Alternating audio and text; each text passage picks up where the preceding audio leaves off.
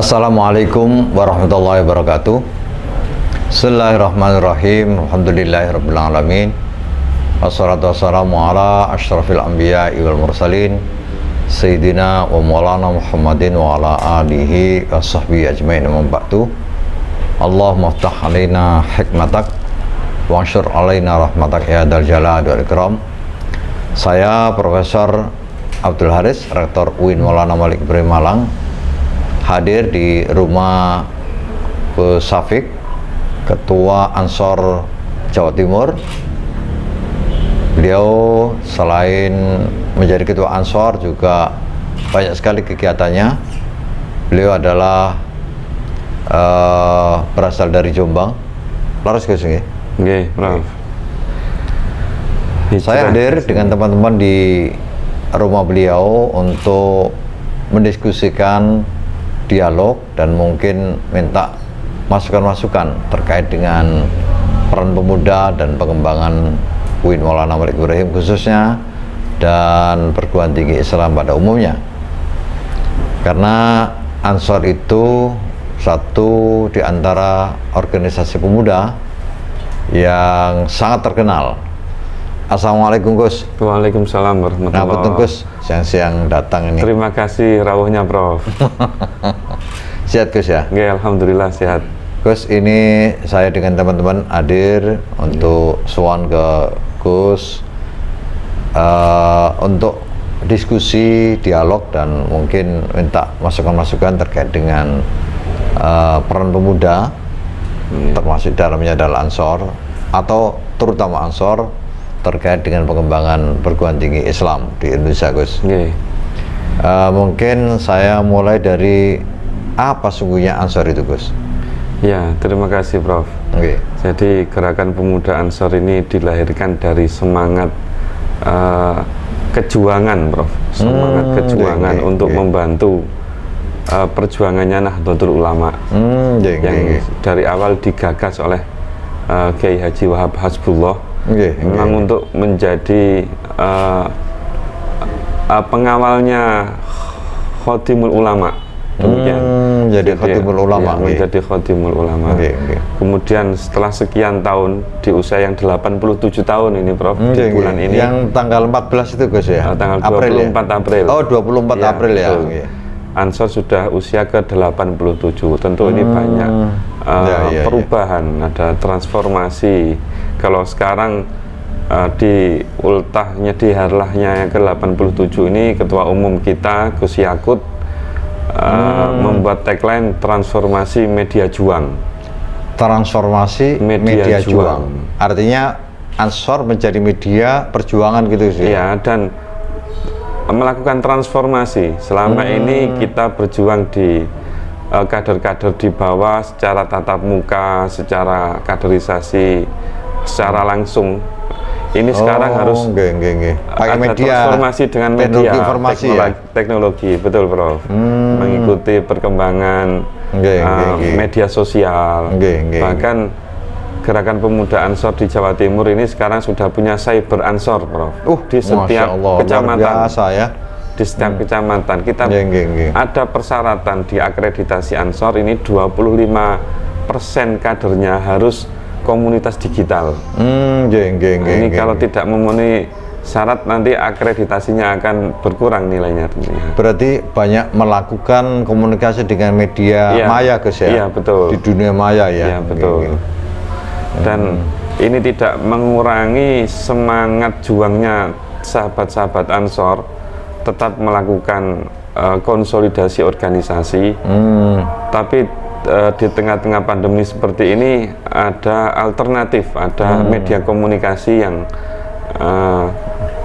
membantu kita, yaitu lewat virtual, lewat bahkan beberapa kaderisasi dilakukan secara hybrid, tatap muka dan virtual. Alhamdulillah ini sudah masif. Bahkan satu pekan ini, Prof, kaderisasi Ansor ini bisa mencapai 1.500 kader per pekan. Kalau dihitung se-Jawa Timur ini, secara bergantian di tiap kecamatan.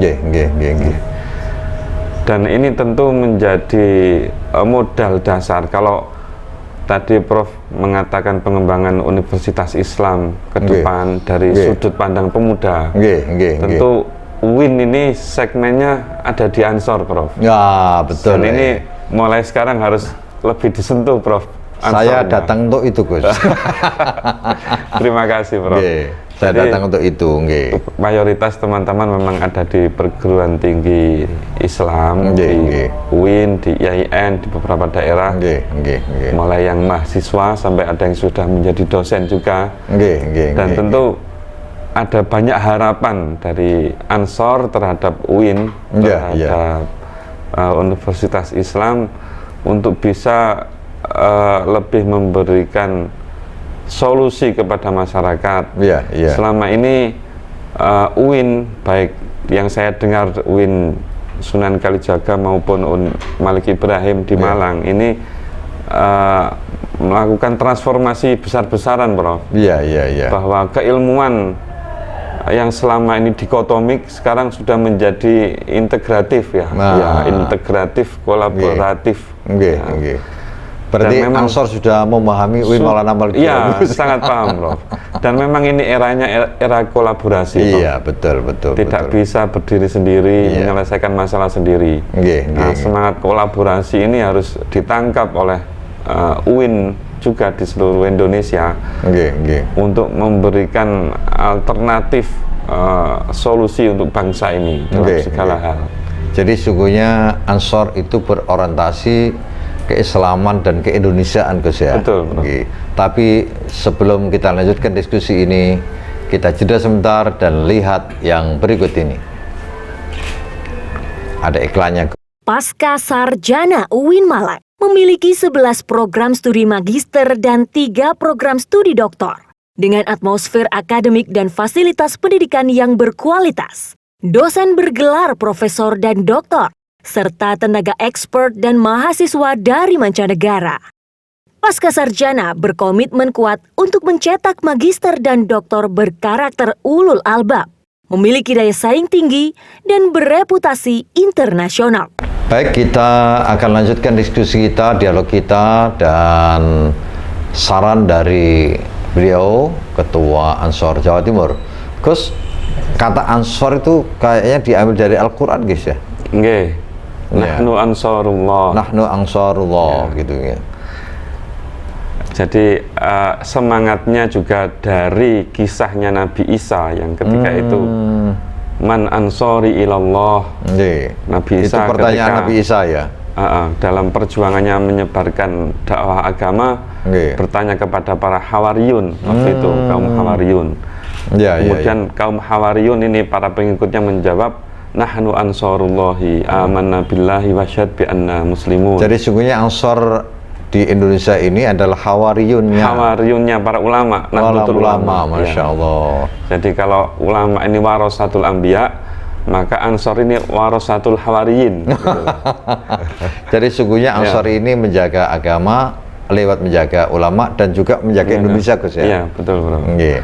Jadi komitmen kebangsaan itu saya kira sudah tuntas. Di setiap kaderisasi kita gelorakan, kita sampaikan bahwa ini adalah ijtihadnya pendiri NU, Mbah Hasyim Asy'ari sudah menyebutkan bahwa hubbul watan minal iman. Bahkan sebelum Mbah Hasyim Asy'ari ada di manuskripnya Kiai Haji Muhammad Khalil Bangkalan.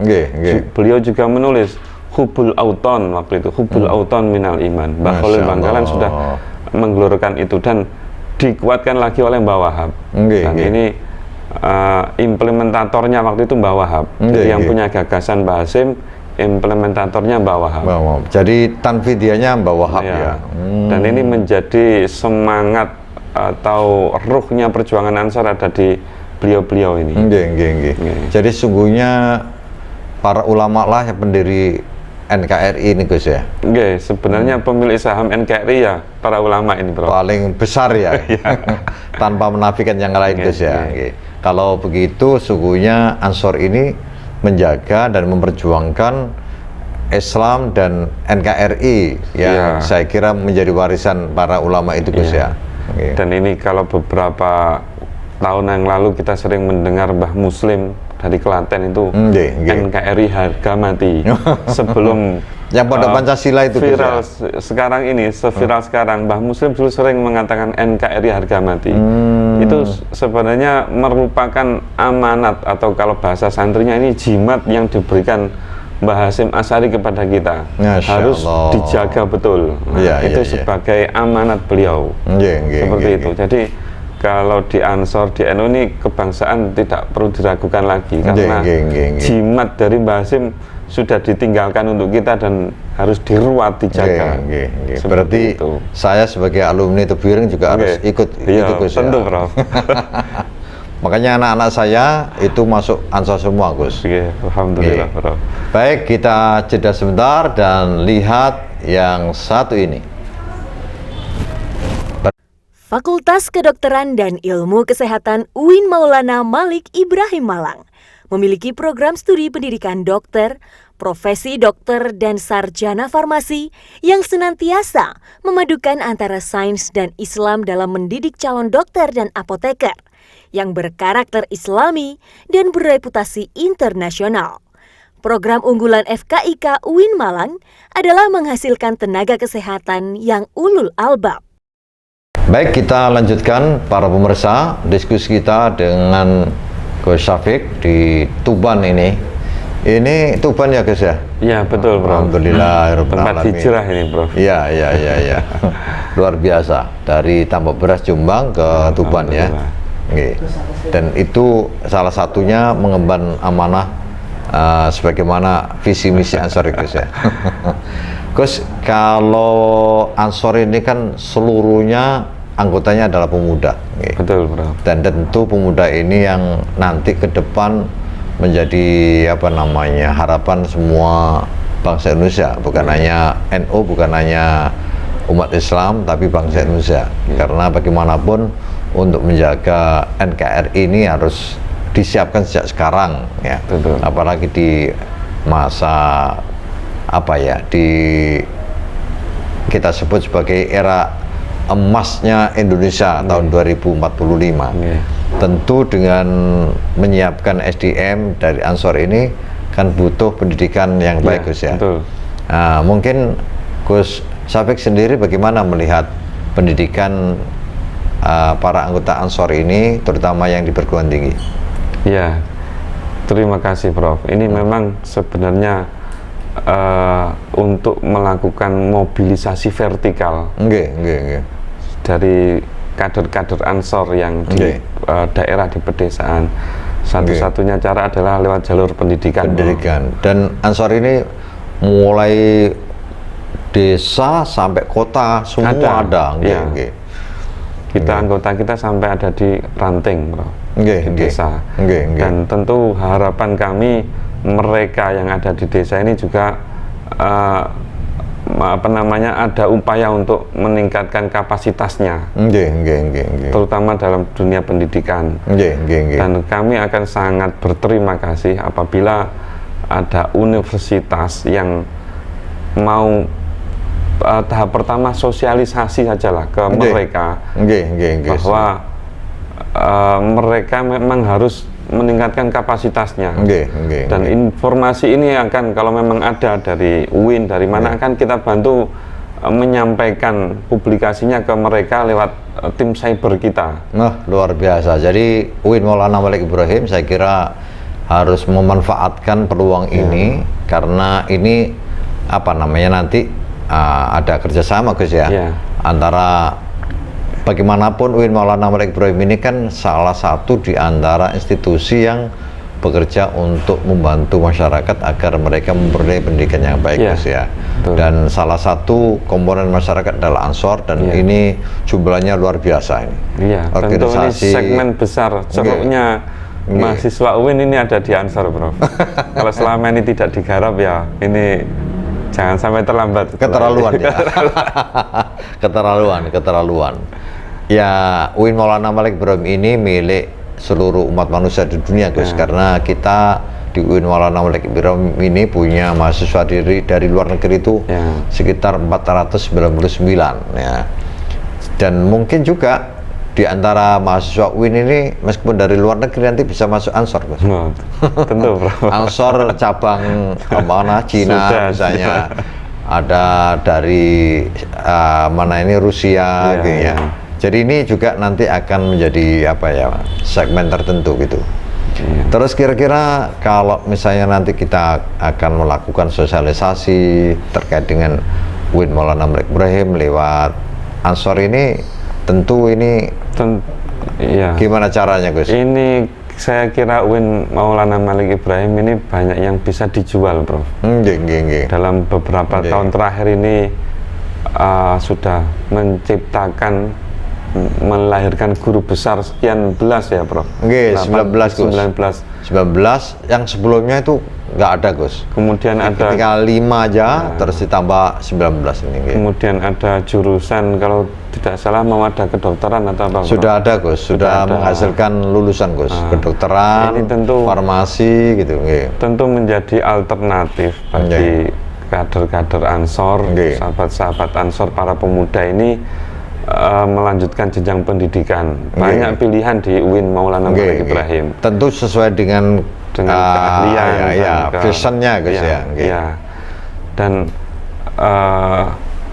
Ansor ini kan generasi yang usia-usia produktif, Prof. Harapan kami tentu selain setelah menempuh pendidikan di UIN, mereka juga terdistribusi di bidangnya masing-masing. Ini juga ada perlu penguatan, mungkin pendidikan vokasi atau apa ya, keahlian yang sehingga lulusan UIN ini bisa beradaptasi, bisa diterima di ruang-ruang publik secara luas, dimanapun itu, di dunia usaha, dunia jasa, dunia informasi dan lain sebagainya, sesuai di dunia profesional yang lain. Tentu harapan kami dari unsur pemuda terhadap UIN Maulana Malik Ibrahim bisa mengantarkan kader-kader kami yang menempuh pendidikan dan membantu distribusi setelah itu, Prof. Tentu kalau mau melanjutkan jenjang ke pasca sarjana atau doktoral, monggo. Tapi kalau langsung di dunia usaha, di dunia profesional, ini tentu mereka sudah siap. Dan ini kami sangat berharap pihak UIN juga mempersiapkan untuk ini. Saya kira harapan itu sangat bagus dan insya Allah kita akan tidak lanjuti. Dan selama ini memang hampir semua lulusan UIN Maulana Malik Ibrahim, Gus, itu sudah terserap di apa, kalau bahasa yang lain itu di apa namanya, di dunia kerja, Gus.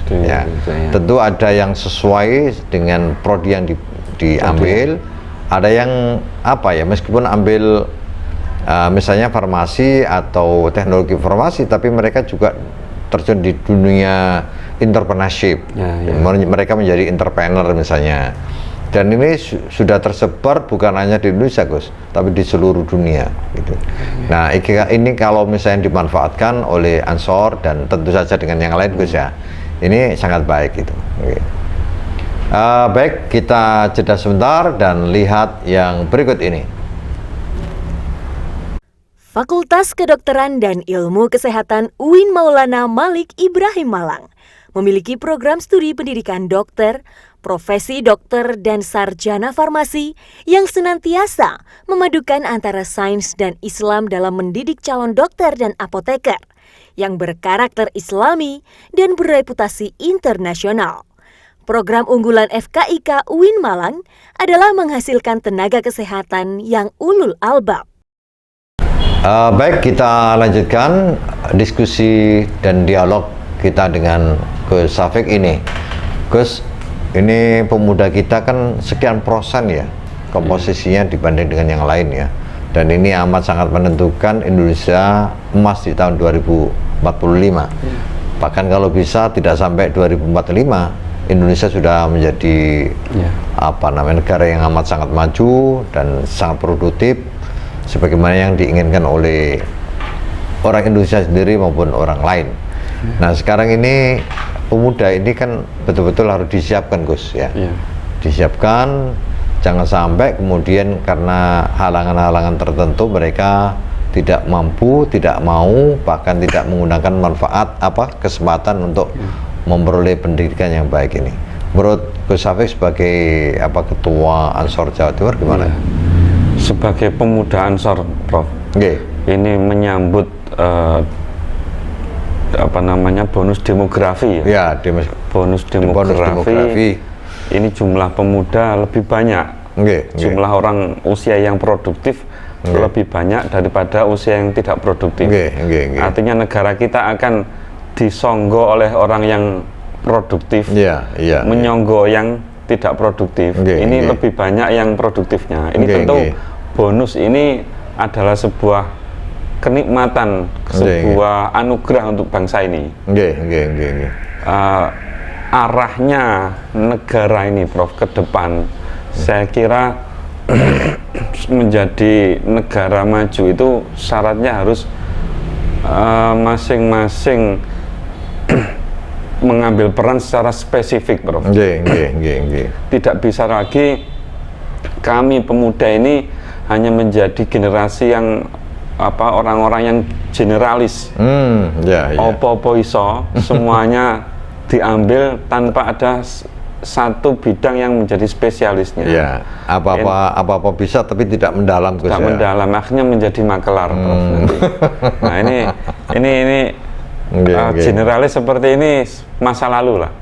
Ke depan untuk menyambut Indonesia Emas ini saya kira harus mulai bidang-bidang tertentu didalami. Apapun itu, intinya profesionalisme.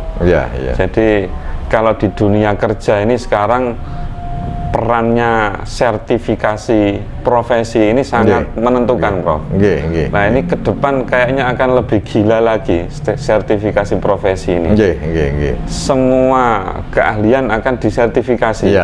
Bahkan nanti guru ngaji, juru dakwah ada sertifikasinya, Prof. Khotib juga, Gus. Khotib. Ini artinya kan menuntut profesionalisme. Bahkan mungkin spesifik. Nanti pendidikan formal itu justru dikalahkan dengan lembaga-lembaga sertifikasi, Gus ya. Meskipun mungkin tidak kuliah dan lain sebagainya, tapi kalau memang punya kemampuan dalam bidang tertentu, maka mereka akan memperoleh pengakuan dengan sertifikasi. Namun saya kira sekarang ini masih tetap perlu, Gus ya, untuk kuliah misalnya sesuai dengan pilihannya memang dan bakatnya. Jangan sampai teman-teman pemuda yang memang tidak bakat jadi dokter dipaksa. Nanti kalau dipaksa, nanti kalau jadi dokter nyontek orang malah mati. Artinya Ansor ini sudah merubah mindsetnya, Prof. Untuk tidak lagi menjadi generalis, tapi harus masuk dunia profesionalisme, menjadi punya kejuruan, punya keahlian masing-masing. Apapun itu, termasuk entrepreneur. Kita tidak bisa lagi serba bisa. Intinya jadi tapi masalah, kualitas rendah. Kita harus ada satu bidang yang kita tekuni, kita punya kelebihan di situ. Dan ini tentu yang bisa mendorong, sekali lagi ini mobilisasi vertikal, Prof. Jadi sekian hampir 1 juta kader Ansor di Jawa Timur ini. Kita tentu tidak bisa menyentuh satu persatu. Kalau secara kita mobilisasi bersama itu satu-satunya cara dengan jalur pendidikan, Prof. Nah ini kami tentu berharap banyak terhadap UIN Maulana Malik Ibrahim untuk membantu kader-kader Gerakan Pemuda Ansor mengembangkan atau meningkatkan kapasitasnya. Dimanapun kader Gerakan Pemuda Ansor, saya kira ke depan perlu ada kerjasama atau semacam MOU, Prof, untuk kader-kader Gerakan Pemuda Ansor di daerah, sehingga mampu menikmati pendidikan yang layak di UIN Maulana Malik Ibrahim. Dan itu hak mereka, Gus. Ke depan kami berharap ada langkah-langkah yang lebih konkret, Prof, untuk meningkatkan kapasitas kader kami. Baik, kita jeda sebentar dan lihat yang berikut ini. UIN Maulana Malik Ibrahim Malang merupakan perguruan tinggi Islam berbasis sains dan Islam. Seluruh mahasiswa baru wajib mengikuti program di Ma'had selama 1 tahun. UIN Maulana Malik Ibrahim Malang mempunyai program tahfidz Al-Quran dengan jumlah lebih dari 2.000 mahasiswa penghafal Al-Quran. Di kampus hijau ini juga mempunyai mahasiswa asing dari 32 negara. Para pemirsa di dalam maupun di luar negeri, kita akan lanjutkan diskusi kita. Segmen terakhir ini kita akan berbincang dengan Ketua Ansor Jawa Timur, Gus Syafiq, yang saya kira punya tanggung jawab besar untuk membantu para pemuda, terutama pemuda yang tergabung dalam Gerakan Ansor untuk memperoleh hak pendidikannya. Gus, UIN Maulana Malik Ibrahim itu punya 7 fakultas, Gus. Dalam waktu dekat juga akan menambah lagi prodi-prodinya. Punya 45 prodi. Di antara prodi itu ada 5 program doktor. MBI, Manajemen Pendidikan Islam, PAI, Pendidikan Agama Islam, kemudian PBA, Pendidikan Bahasa Arab. Dan ini semua bukan hanya orang Indonesia yang ikut kuliah di program doktor ini. Barusan ini ada 15 doktor yang kita hasilkan, yang semuanya berasal dari Singapura misalnya. Ada program dokter lagi 2, ekonomi syariah dan hukum keluarga Islam. Dan ini menjadi peluang.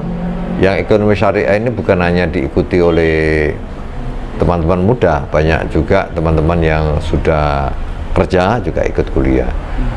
Dan anehnya, Gus, ada beberapa mahasiswa S3 ini, mereka yang sudah bergelar profesor doktor, Gus. Ada satu mahasiswa saya itu dosen, bahkan dekan Fakultas Peternakan, Profesor Dr. Suyadi, itu ikut lagi kuliah di UIN Maulana Ibrahim untuk mengambil keahlian di bidang pendidikan agama Islam. Nah, di S1-nya ada Fakultas Saintek, ada Fakultas Ekonomi, ada psikologi, humaniora, kemudian pendidikan ilmu tarbiyah dan keguruan, dan ada fakultas kedokteran yang ada 2 prodi itu, prodi pendidikan dokter dan farmasi, dan ada 2 profesinya, profesi dokter, dan insya Allah dalam waktu dekat akan memperoleh izin untuk profesi apoteker. Nah, ini saya kira peluang bagi Ansor untuk kerjasama dengan UIN Maulana Malik Ibrahim. Ya, tentu melalui prosedur yang dicanangkan, disepakati ya, dan saya kira ini penting. Nah, mungkin ada usulan-usulan, ada saran-saran, ada ada hal-hal yang disampaikan kepada kami, Gus, untuk ini. Ya, terima kasih, Prof. Ini yang kami tunggu sebenarnya. Di Ansor ini, di pengurus Ansor tingkat kabupaten ini, Prof. Banyak sekali sahabat-sahabat yang profesinya menjadi pengajar, madrasah, sanawiyah, aliyah, SMA, bahkan dosen. Ini banyak ratusan, Prof. Tentu ini menjadi kesempatan bagi sahabat-sahabat pemuda Ansor untuk melanjutkan jenjang pendidikannya, entah pasca sarjana S2 atau S3. Tentu kalau ada publikasi atau pesan-pesan terutama dari Prof. Haris, Pak Rektor, kepada menyapa langsung para sahabat Ansor mungkin lewat media podcast nanti, Prof. Ini tentu mereka akan punya animo yang tinggi untuk melanjutkan pendidikannya. Apalagi nanti dengan prosedur ya, tetap sesuai prosedur, mereka mendapatkan kemudahan akses, Prof. Terutama yang program dokter, Gus. Ini karena ini kan pergerakannya ke atas ya, ke atas ini. Vertikal. Jadi kalau misalnya sekian kader Ansor itu doktor misalnya, wah ini luar biasa, Prof. Luar biasa, Prof. Ya, ini kami sangat berterima kasih, Prof. Ke depan saya berharap ada kerjasama ya. Mungkin langkah pertama kita akan melakukan sosialisasi ke sahabat-sahabat Prof, bahwa ada program prodi ini, ada yang ditawarkan Prof tadi, kita sampaikan ke sahabat-sahabat. Dan kalau bisa nanti kita koordinir Prof untuk mendaftarkan sahabat-sahabat. Sementara ini kalau mereka tidak disentuh, itu juga masih ragu mau melanjutkan pendidikan. Padahal mereka membutuhkan. Terima kasih Prof atas tawaran ini Prof. Jadi mungkin nanti utamanya adalah yang program pasca sarjana Gus ya, yang S2 dan S3, dan ini saya kira apa ya, mobilitas yang ke vertikal atas ya, ini ya. Sehingga sekian kader Ansor itu kemudian memperoleh pendidikan, layanan pendidikan yang tertinggi ya. Dari sekian persen dari kader Ansor ini, misalnya doktor misalnya, nah itu luar biasa, dan mereka lah aja sudah banyak luar biasa. Ya, dan mereka lah yang kemudian ke depan akan memimpin negara ini Gus ya. Jadi kemudian bukan hanya NU saja yang bertumbuh, yang berharap kepada Ansor, tapi sekarang seluruh ini bangsa Indonesia. Beberapa kader Ansor dipercaya menjadi kepala daerah. Luar biasa. Nah, ini kebetulan sebenarnya keinginan mereka juga masih melanjutkan pendidikan S1, S2, S3. Ini coba kalau mereka ada fasilitas, ada akses mendaftar ke jenjang selanjutnya, tentu sangat membantu aktivitas mereka menjadi pemimpin daerah. Ada lagi yang di legislatif juga banyak Prof. Ini sekali lagi sahabat-sahabat Ansor akan sangat terbantu dengan ini, mereka disentuh saja ini sudah berterima kasih Prof. Ada program ini di UIN Maulana Malik Ibrahim, kalau mau ikut monggo. Ini mereka pasti punya animo yang tinggi untuk segera mendaftar Prof. Apalagi di masa pandemi ini Gus, kuliah kan pakai daring. Nah, ini yang jadi mereka bisa kuliah di kantor ya, kantor masing-masing ya. Luar biasa. Jadi apa yang disampaikan oleh Gus Syafiq, Ketua Ansor Jawa Timur ini, bahwa peluang untuk pengembangan diri bagi generasi muda khususnya pemuda Ansor itu sangat besar, dan dengan pengembangan secara vertikal ini kemudian yang diuntungkan bukan hanya NU, bukan hanya Ansor sendiri, tapi bangsa Indonesia ini. Dan dari mereka lah kita harapkan untuk memberikan kontribusi besar terhadap kemajuan Indonesia ini. Mungkin ada hal yang disampaikan lagi Gus, monggo. Mungkin itu saja Prof. Sekali lagi saya terima kasih atas kunjungannya Profesor Haris ke kediaman saya. Mohon maaf. Ini penghormatan yang luar biasa. Semoga gerakan pemuda Ansor ke depan, sekali lagi ini cita-cita Prof, melakukan lompatan besar. Ada mobilisasi vertikal Prof. Kalau sekarang pendidikannya mereka rata-rata masih S1, itu aja berapa persen, mungkin di bawah 50%. Mungkin 5 tahun ke depan sudah di jenjang pasca sarjana S2 ini lebih dari 50%. Ini luar biasa Prof nanti. Guys. Nanti para dekan, para kaprodi, utamanya yang kaprodi program doktor, saya akan perintahkan untuk menemui ketua-ketua Ansor di daerah Gus ya, dan mudah-mudahan Gus Syafiq juga membuat surat kepada mereka agar sedapat mungkin peluang ini dimanfaatkan. Terima kasih atas semuanya. Terima kasih Gus, matur nuwun sangat. Mudah-mudahan ini satu jalan baik untuk kita semua. Dan perlu diketahui bahwa UIN Maulana Malik Ibrahim ini bukan milik salah satu atau kelompok tertentu, tapi milik kita semua, termasuk yang memiliki adalah Ansor Gus. Terima kasih Prof. Jadi kalau misalnya Ansor kuliah di UIN Maulana Malik Ibrahim berarti menggunakan fasilitasnya sendiri ya. Karena mantap. UIN Maulana Malik Ibrahim ini milik negara. Dan negara itu melalui APBN semuanya diperoleh dari masyarakat. Terima kasih, dan akhirnya wallahul muwaffiq ila aqwamit thoriq. Wassalamualaikum warahmatullahi wabarakatuh. Waalaikumsalam warahmatullahi wabarakatuh.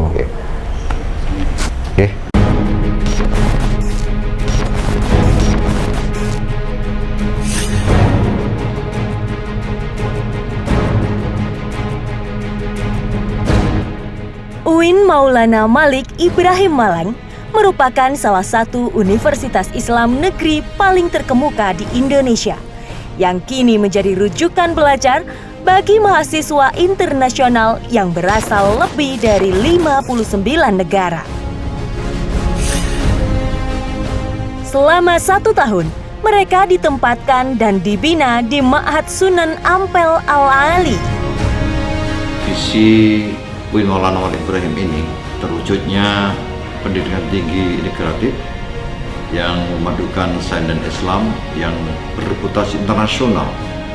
Tagline dari UIN Maulana Malik Ibrahim adalah Ulul Albab, di mana ciri utama dari Ulul Albab ini adalah orang yang selalu berzikir, ingat kepada Allah, baik berdiri, duduk, berbaring, kapanpun dan dimanapun.